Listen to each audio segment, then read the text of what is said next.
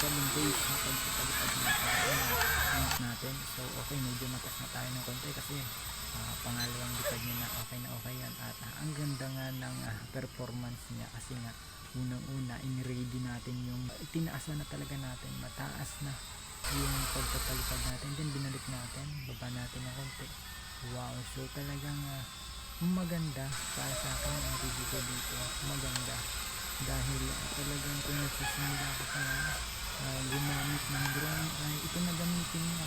Nako, ay talagang nag-enjoy kang paliparan ito. Yun naman, parang hawak mo lang yung drone mismo. Ayan, ibaba natin ang konti.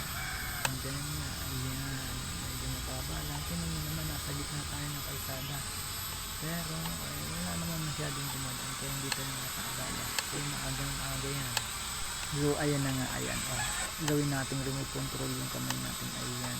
Kunwari hawak natin siya. Then, itutulak natin. Uy!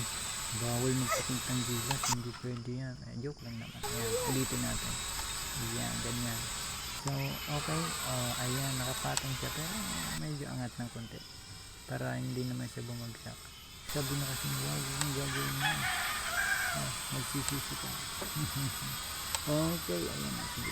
Stop. Don't move. Ano, sumitigas ang ulo. Alright. Okay, another.